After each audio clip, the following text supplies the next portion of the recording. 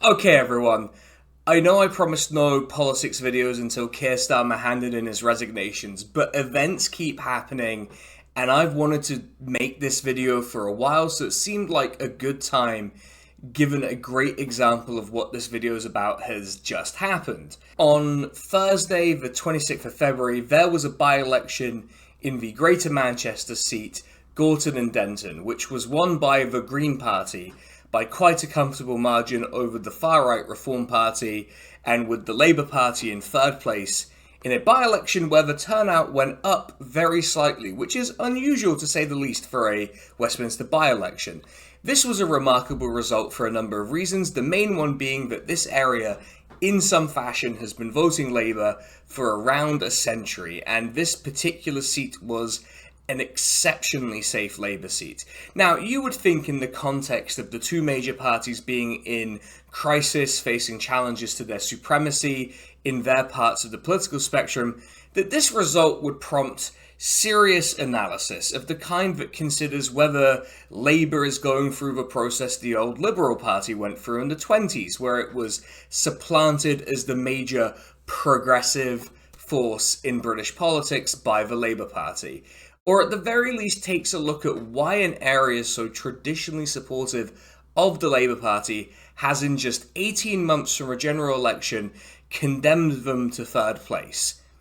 Anything that could pass as a genuine attempt to talk about both the scale and nature of the defeat for Labour, and also the failure of reform to break through, which is also of note and interesting, given they seem to be past their peak. Instead, what we got was nothing short of hysteria, and frankly, all of us were poorly served by it. We had two main expressions of this from the two losing parties. On the Labour side, we got a lot of excuses about tactical voting, the issue of Gaza, and the spectacle of a government minister essentially saying if you added the Labour vote and the Green vote together, that Labour won.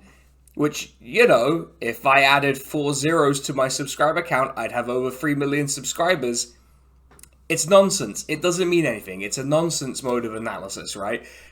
Jokes aside, I am barely exaggerating what she said, but of course, the big man himself, Keir Starmer, had to walk in and make one of his classic mistakes where he sent out a letter to MPs saying that the Greens were divisive and sectarian, which is code for Muslims voted for them, and basically claimed that British Muslim voters in Gorton and Denton were operating under the instructions of noted catboy George Galloway, who I've done a video on in the past, and that video does have a relevance to this, which we'll expand on, but for now, understand how ridiculous this notion is.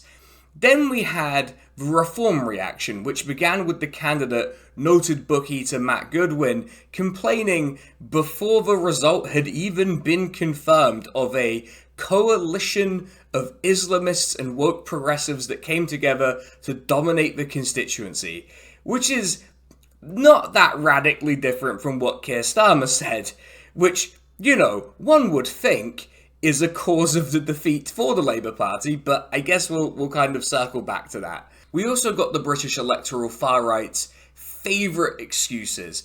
Postal voting, family voting, basically any baseless excuse they can latch onto as they cry about the fact that they're being defeated by a younger and more diverse electoral coalition.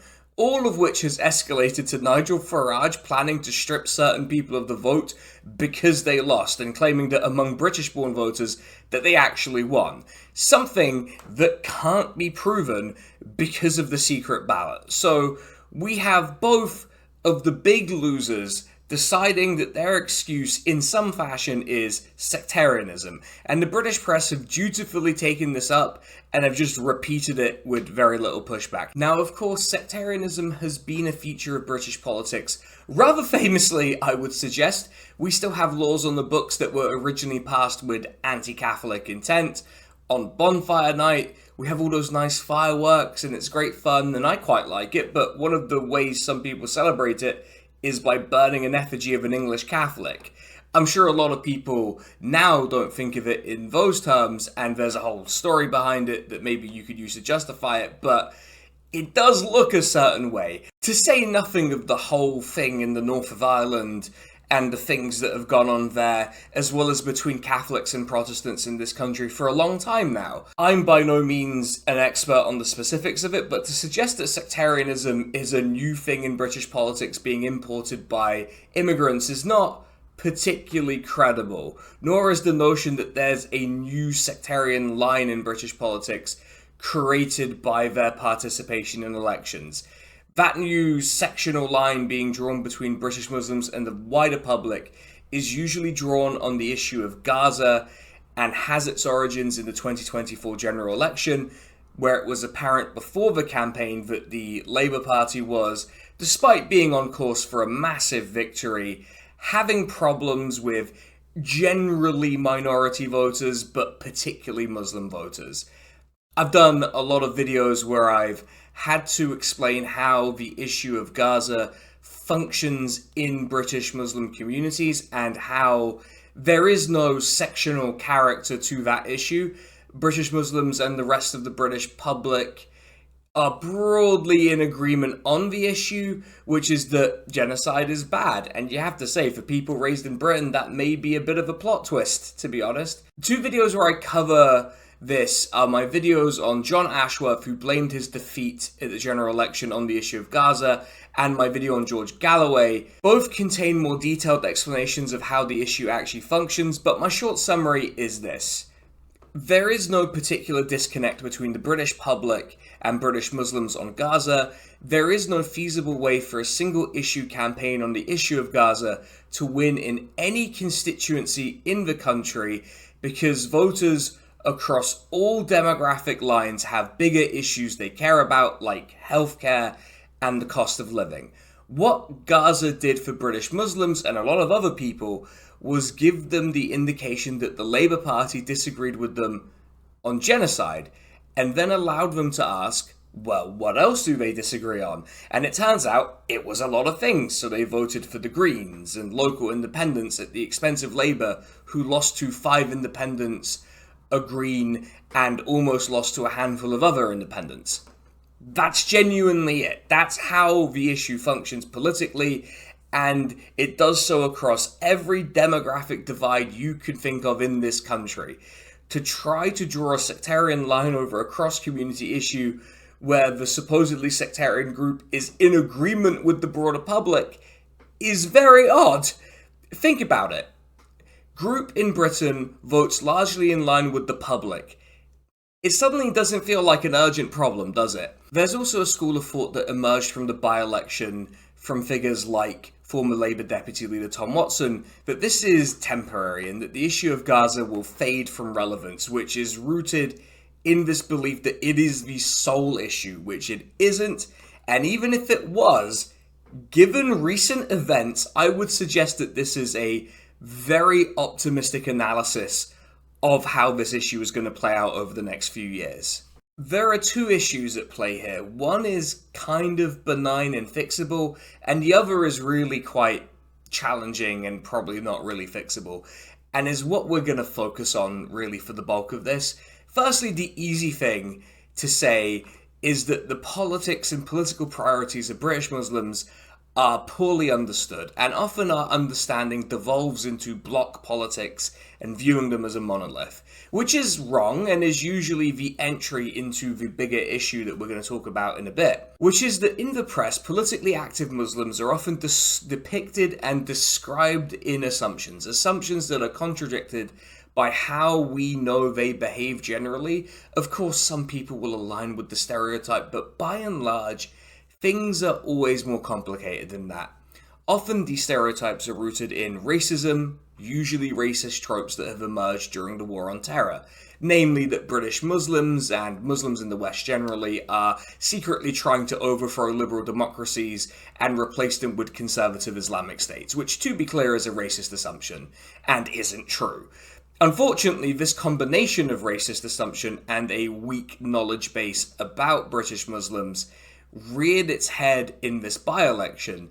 A good example is Rachel Cunliffe, who's a journalist, acting surprised that Muslims in the constituency who were in a focus group weren't transphobic or particularly fussed about drug legalization. The post she made about it was full of those exact assumptions. And I'm not trying to pick on her, since this is a general problem, but it did stand out as a striking example of assumptions imploding upon contact with reality. Not everyone has the shield of not understanding British Muslims. There are people who understand perfectly well that this line on sectarianism is nonsense. And I've decided to be generous to Rachel Cunliffe here because she's only really like hinting at a certain character in that post, but hasn't fully deployed him just yet. And that character is a figure I call Schrodinger's Muslim, a figure who embodies every negative stereotype about a politically active British Muslim, who's usually a man. This figure is used across the political spectrum, but given the reaction to Gorton and Denton, I want to focus on how the reactionary centre, the right, and the far right construct this figure. Schrodinger's Muslim embodies the negative stereotypes about British Muslims. He's unintegrated, he's socially conservative, but in the wrong, non-Christian way. He's fixated with British foreign policy, which is generally an area all political parties exempt from democracy, making him seem threatening. He's also particularly focused on issues like Gaza, Palestine, and foreign interventions, usually because he's the motivation usually ascribed to him is that he's anti-Semitic. All things where there is a pretty strong consensus among the Westminster Uni Party, from Reform to Labour and possibly the Lib Dems, on an issue-by-issue basis. Despite this, Schrodinger's Muslim is also trying to usher in whatever the particular bugbear of the press is at that moment. Usually this is described as a kind of Islamo-leftism, an unholy alliance of the left and Islamists to impose some kind of form of Sharia-based pronouns on everyone, I guess. Now, I'm making fun of it a little bit there, but this is a thought process that people tend to adopt on their way to being radicalized by the far right, and so its proliferation in the reactionary centre in Labour, as well as the far right in Reform, ought to be ringing some alarm bells here. It's also just plainly a rebranding of Judeo-Bolshevism, which is just Nazi shit. There's nothing really to expand on there.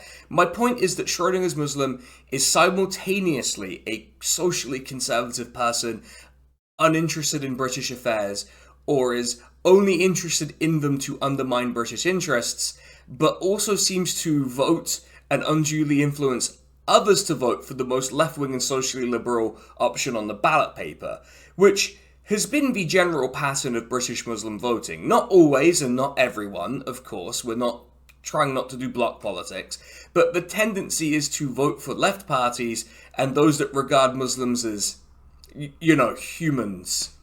I know, it's shocking, isn't it? The family voting debacle and complaining is a really good example of this character manifesting. We're meant to believe that the families of British Muslims, if left to their own devices, would vote for Labour or Reform if only the family patriarch hadn't commanded everyone to vote Green, presumably because, I don't know, the recycling centre's not big enough or something. I don't know, if you live in Greater Manchester, feel free to tell me what the situation is with the recycling. You see how ridiculous this is, and I think in the case of Gorton and Denton, it's important to note that Manchester Council denied all claims that there was any kind of family voting or irregularities with the voting. There is no sectional character to this. It's people voting in their own perceived interests, as every group in the UK does. It's not some genetic, inherent anti-Semitism or anti-British sentiment or a desire to make you say the Shahada motivating this. It's quite simply the same thing that motivates everyone else. There's a much simpler and much less absurd explanation for why people in Gorton and Denton, of all faiths, voted the way that they did. What they've done is they've voted in their own perceived interest, and British Muslims, who were reached out to specifically by the Greens, aligned with the plurality view of the constituency. They voted against a fascist party and a pro-genocide party, and for a white woman plumber running for a party led by a gay Jewish man. It's hardly the prelude to a civil war on the streets of Greater Manchester or in the rest of the UK. It's just people voting in what they've decided their interests are. If none of the underlying accusations of sectarianism have any basis in fact, why is this always the excuse centrist and right-wing parties go for when they face electoral setbacks in the UK? I remember when UKIP did this whenever they lost a by-election. I remember Labour did this when they thought they'd lost the West Midlands mayoralty election. John Ashworth did it. Labour generally complained over and over about independent candidates along this line. We know that if Reform wins a seat, the reaction is never to look upon the racist antics of the Reform Party and their voters as sectarianism. Instead, there are endless calls to listen to the legitimate concerns of the authentic voice of Britain. And I made a video about this legitimate concerns idea that you can watch, and I think you should watch. But are the people of Gorton and Denton, of all faiths, not also a legitimate, authentic voice of Britain? I guess what I want to figure out is why this is the reaction and why does this keep happening? I have three strong hypotheses that aren't mutually exclusive but probably each explain some portion of this. The first is the most simple. Racism. A lot of this is just plain racism. Now I know people get annoyed when this is pointed out, but I want you to move past it. Why is one group of British people voting according to their perceived interests a problem? There's all sorts of accusations from figures on the right about Muslims being told how to vote by the Green Party. I've got some bad news for everyone. Every party's literature tells people to vote for them because that is the system under which we live. You need the votes to win the seat.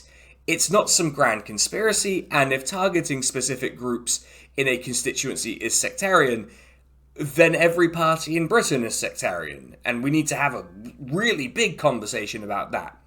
Does Zach Goldsmith's targeting of Indian voters, where he told them that Sadiq Khan would tax their gold, not seem sectarian? And for the record, that is way beyond anything the Greens or the wider Muslim community in Gorton and Denton are accused of.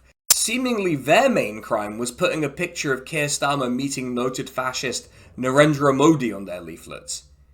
Which is relevant information, I'd say. So again, I ask you, how can we read this as anything other than the expression of a belief that British Muslims are inherently incompatible with the democratic processes of this country?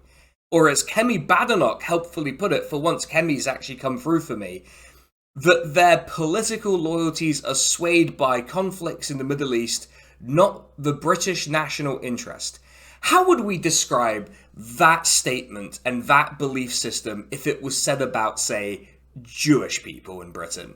Would we shrug and go, oh, well, that's just politics, she's expressing a legitimate problem? Or would there be wide-scale panic instigated by the press? Would there not be condemnation, not just from the Labour Party, but across the political spectrum? So why is that absent here? And the answer is simple. It's racism. The second reason this happens is because there's a generalised refusal, particularly in the reactionary centre represented by Labour, to accept that no one is owed anyone's vote, particularly those of groups that you've traditionally relied on for support. Gorton and Denton was, in some ways, a perfect storm of this, with an area characterised as much more sort of white working class, and an area much more diverse and young, dominating the constituency. It's easier to act as if your loyal voters have been controlled or deceived in some fashion, but sometimes people just look at what you're offering and realise it's shit. No political party, no politician owns the votes of anyone, and this sense of entitlement is ironically one of the big push factors away from the two traditional parties. People don't want to be taken for granted. They want to be courted. They want something for their vote. And that is ostensibly how the democratic system we have is meant to work. It's just not how the politicians of the reactionary centre and the far right want it to work, which I guess we saw the natural conclusion of that kind of thought, didn't we? The final reason they reach for this is to deflect from their own failures, not to take anything away from the Green Party, who ran an excellent campaign and fielded, by all accounts, a good candidate. But Labour and Reform lost. They lost badly. And the reason they did is because they have failed. Either failed in government or have failed to construct an electoral coalition that allowed them to win here. If Reform had something to offer other than barely disguised fascism and sectarianism of their own, lest we forget, Reform spent a lot of this by-election talking about a threat to the UK's Christian heritage. They might not have been humiliated here, which is what happened, if they weren't themselves extremely sectarian. Matt Goodwin was a shit candidate for a shit party that ran a shit campaign, and they got what they deserved. If Labour could do anything other than lie about tactical voting, and had done anything other than be absolutely terrible in government while supporting a genocide, then maybe the communities of Gorton and Denton, all of them across all lines, might have taken them more seriously instead of condemning them to third place. What I'm saying is, either you address the real deep-seated reasons you failed, the reasons why communities have turned their backs to you, without resorting to easy excuses or scapegoating or claiming George Galloway did it, or you shut the fuck up. That's it, really. So, I need to thank my proofreader who read this the evening before I recorded. Thank you to her. I also need to thank the patrons and members and inform you all that there is a discount. The code for that discount is SK32YO. It is for my 32nd birthday, in case you couldn't guess from that. And the top two tiers are 32% off if you've ever fancied, joining the top two tiers, but, for whatever reason, you just didn't feel like it. You can now. This is really just to raise a bit of extra cash for my birthday, where I'm sure I will behave very normally, as I did in the previous one where I fled to Spain. Anyway, I need to thank the top tier patrons, Droneriff, Kersley Scheider, Liron, Jar Jar Mubar, and Carolyn. And I need to thank our YouTube members, Nadir Jiwa, Katie Marshall, Roger Zugi, Ben Johnson. Thank you to them. Absolute legends. Please remember to like and subscribe and leave comments and all of that good stuff. And I will catch you all in a little bit. I'm not quite sure when, but it will be soon. So yeah. See ya, everyone. Bye-bye. And also, just before I go, no more. There won't be any more politics until Keir Starmer resigns. For real this time. I mean it. For real this time. Okay. Peace.